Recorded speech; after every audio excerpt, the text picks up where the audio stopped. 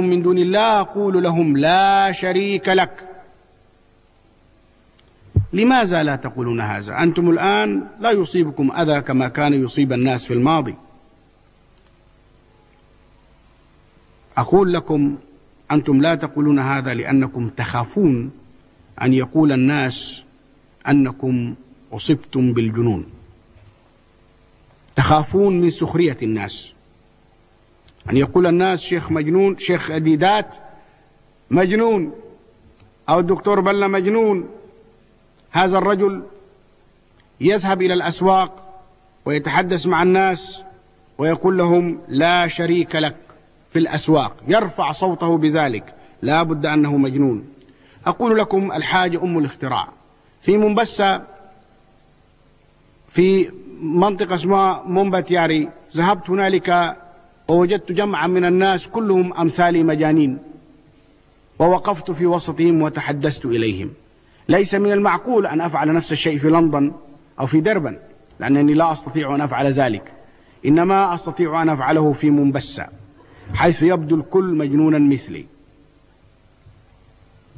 كلكم تعرفون بعض الناس الذين يتحدثون عن من يسخرون الجان لخدمتهم، والجان لهم مقدرات عظيمة لأداء خدمات كثيرة.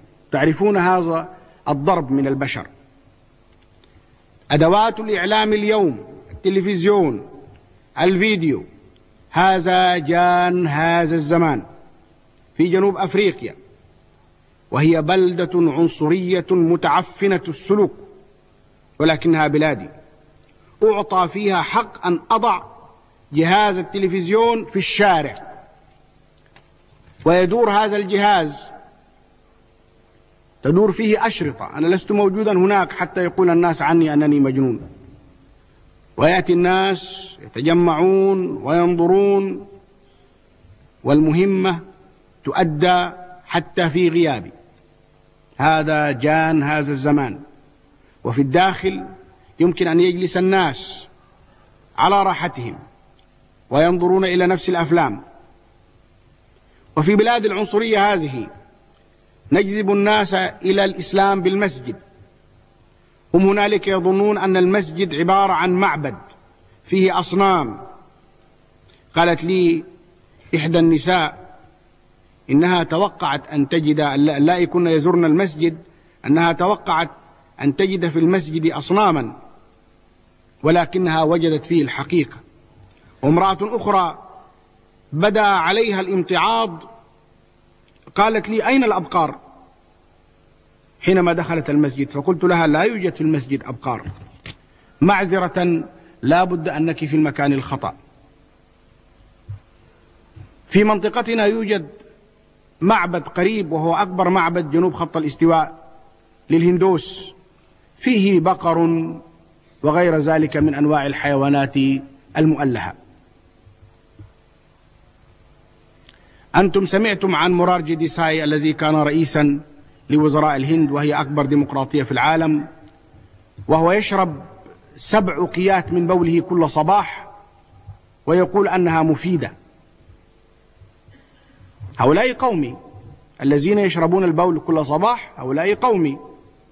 ولولاكم أنتم أيها العرب لظللنا نشرب بولنا حتى اليوم.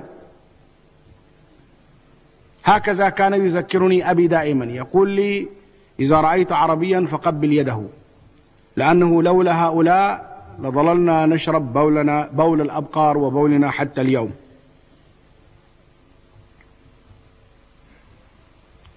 هنا في المسجد، وعرض عليكم صورا كثيرة كنتم تنظرون إليها، وإحدى هذه الصور توضح رجلا أفريقيا يتحدث لأطفال بيض من اليهود والنصارى ويشرح لهم قواعد الإيمان. يقول الشيخ أحمد في ختام حديثه: نحن في حاجة إلى عونكم، أفتحوا أفواهكم، استخدموا شفاهكم وألسنتكم. الرسول صلى الله عليه وسلم يقول: بلغوا عني ولو بآية، هذا هو السر. أعطوا ما تملكون، أعطوا ما تملكون، والله يمدكم بالباقي ويتمم عملكم. وفي نهاية حديثه يتقدم الشيخ أحمد ديدات بالشكر إلى وزارة الإعلام والثقافة على هذه الفرصة التي أتيحت له لمخاطبتكم في هذا الجمع المبارك. ويتقدم بالشكر أيضا إلى دولة الإمارات العربية المتحدة والمسؤولين فيها وشعبها على إتاحة الفرصة له وعونه على هزيمة جالوت أمريكا جيمس واغارت. ويقول أن هذا هو هدفه من زيارته، أن يتقدم إليكم بهذا الشكر الوافر لهذا العون الذي قدمتموه له، ويرجوكم أن تسمحوا له أن ينصرف بعد هذه المحاضرة بسلام إلى دبي، لأنه يكون في حالة من الإجهاد والتعب يحتاج فيها إلى الراحة. ولكم الشكر، وأتمنى أن أكون قد وفقت في الترجمة،